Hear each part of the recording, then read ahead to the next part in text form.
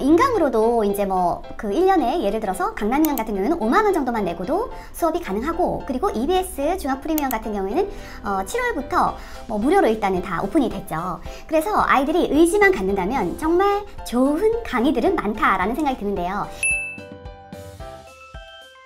오늘은 그 강남인강과 그리고 EBS 중학 프리미엄에 대해서 전격 리뷰를 해드리려고 합니다. 저도 이제 컨텐츠 자체를 아직 많이 사용해 보지는 못했어요. 지금 사용하고 있는 중인데, 그 전에 아이들이 봤을 때 어떤 컨텐츠들이 담겨 있는지, 또 어떻게 활용하면 좋은지 그 가이드를 자세하게 해드려 보겠습니다. 자, 이거는 이제 EBS 중학 프리미엄이고요. 뭐 EBS 같은 경우에는 이렇게 유아부터 쭉 다 있습니다. 고교는 그 수능이랑 밀접하다 보니까 이렇게 고교 같은 경우에는 굉장히 많이 이용을 하는 편이죠. 근데 어쨌든 중학 프리미엄이 예전에는 유료였다가 이렇게 보시는 것처럼 전부 무료화 되었습니다. 그래서 이렇게 있고, 그 다음 요거는 지금 강남인강이라고 불리는 강남구청에서 하고 있는 강남구청 인터넷 수능 방송입니다. 역시 중등부와 고등부가 있습니다. 오늘은 중등부 두 개를 살펴보려고 하는데요.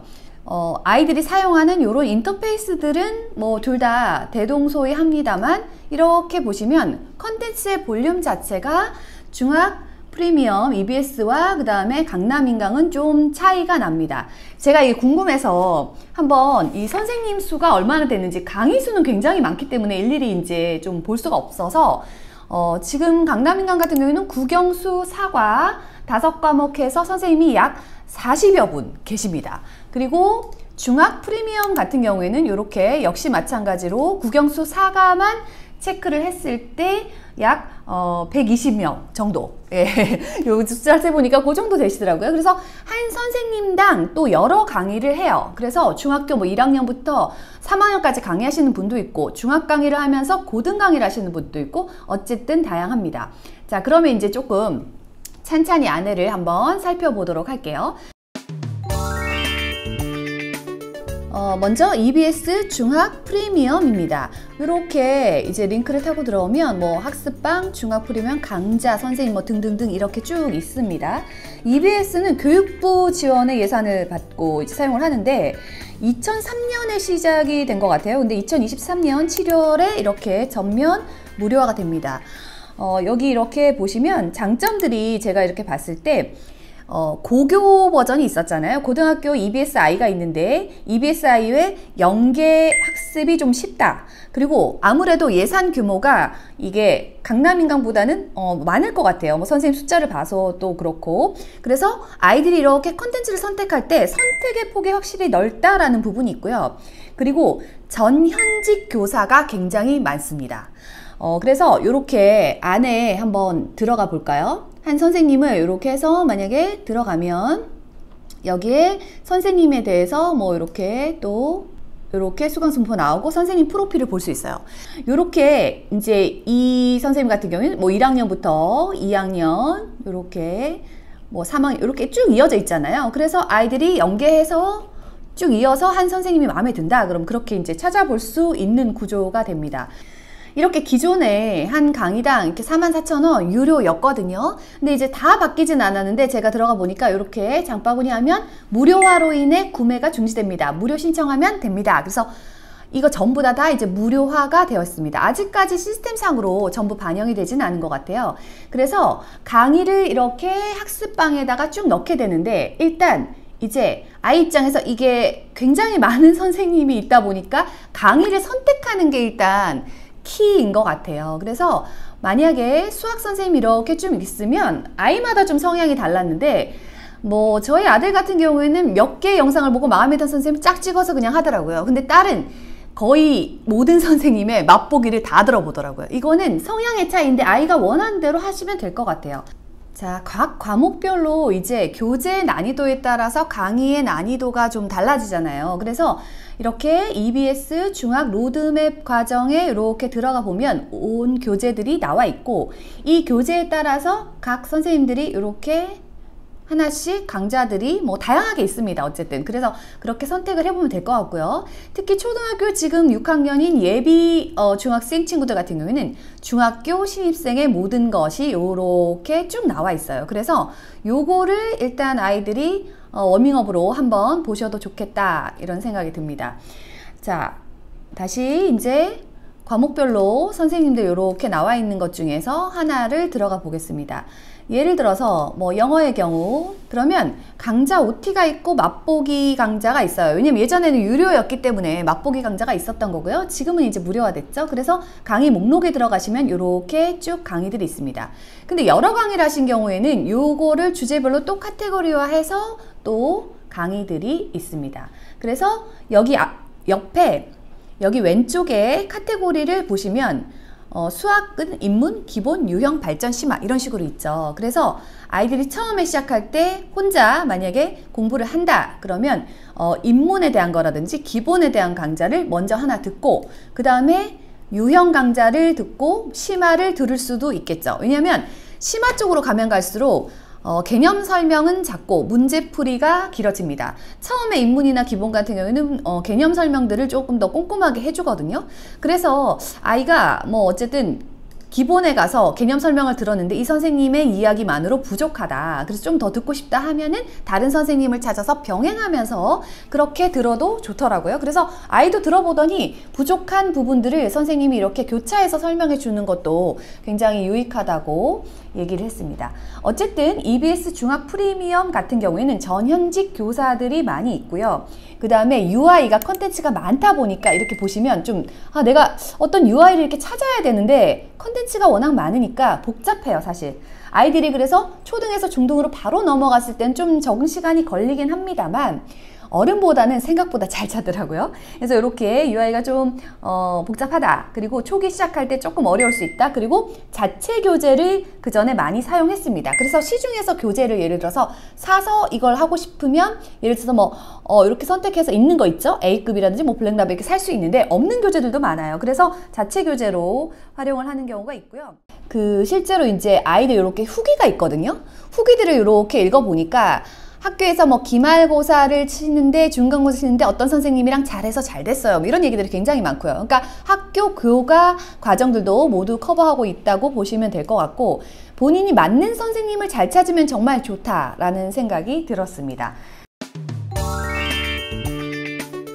자, 다음은 강남인강이라고 불리는 강남구청 인터넷 수능 방송인데 이게 구마다 있는 곳이 있어요. 근데 제가 강남인강이 왜 더 좋을까 생각을 해보니까 교육열도 높고 예산도 좀 더 높으니까 강남인강 쪽이 좀 더 잘 되고 있는 게 아닌가 뭐 그런 개인적인 생각을 해봤습니다. 어쨌든 중등부와 이렇게 고등부 역시 두 가지가 있습니다.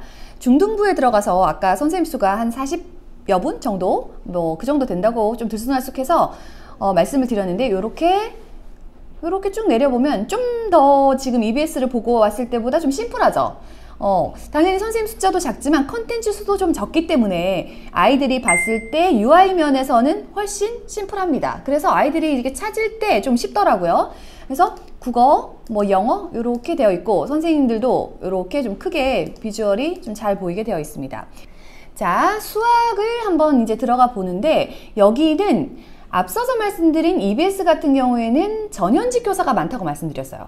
근데 여기는 실제 사교육에 좀 더 많은 비중을 두고 계신 분들이 많아요. 근데 이제 아이가 한 친구는 이 선생님 걸 듣고 있는데 박강원 선생님 같은 경우에는 이렇게 전현직 교사더라고요. 그러니까 교사도 있다. 근데 나머지 이렇게 들어가서 또 이렇게 프로필들을 확인해 보면 이렇게 학원 원장 선생님도 있다. 그래서 아이가 보면서 이거 좀 신기했어요. 보면서 이분은 어디 나오셨고 뭐 어디 전에 있었고 지금 엄마 이런 걸 하신대 이러면서 개인적으로 또 이렇게 내용들을 보면서 선생님을 알아가더라고요. 현직 교사분보다는 말씀드린 것처럼 학원 등 사교육 선생님들이 많아요. 그래서 좀 다른 느낌의 강의들을 하는 것 같다는 생각이 들었습니다.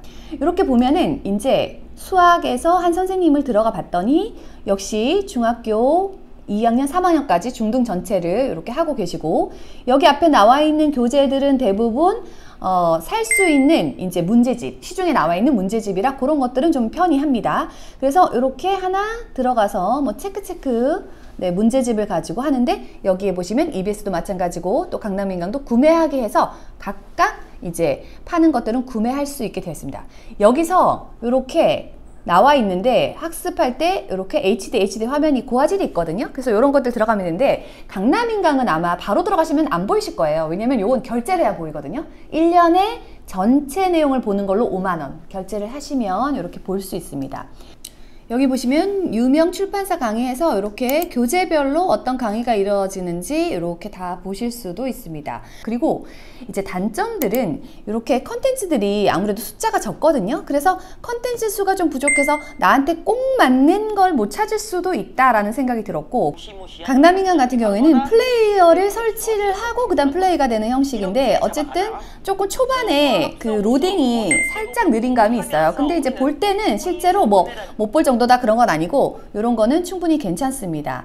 이렇게 어쨌든 강남인강 역시 레벨별 수준별로 모두 이렇게 있고, 그리고 교과학습은 다 된다. 그리고 아이 스스로 이제 선택하기에 조금 편리하다. 그런 것들이 장단점이 있습니다. EBS에서도 그렇고 여기 그 다음에 뭐 학부모방이 이렇게 있잖아요. 그러면 EBS 뉴스, 학부모 진로 탐색 뭐 이런 것들이 있고요. 강남구청에도 마찬가지로 똑같이 대학의 맛보기, 입시 정보 이런 것들이 이렇게 다 들어와 있어요. 그래서 여기 보시면 유명 그 입시 정보들도 이렇게 상당히 나와 있거든요. 그래서 이거를 뭐 좀 돌면서 찾아다니면서 하는 것도 굉장히 힘든 일인데 이렇게 정보들이 나와 있으니까 시간 될 때 부모님들도 같이 이용해 보시면 좋겠다라는 생각이 듭니다. 이렇게 두 사이트를 한번 쭉 리뷰를 같이 해봤는데요. 원래 이게 혼자 하려면 시간이 걸리잖아요. 이렇게 한번 쭉 듣고 나면 이런 거들 있구나 라고 하면서 좀 접근이 빨리 되실 수 있을 것 같습니다. 인강을 이제 초등학교 때는 안 했는데 중학교 때 과정들을 처음 해보고 싶은 그런 아이들 같은 경우에 사실 혼자 하기가 조금 어려워요.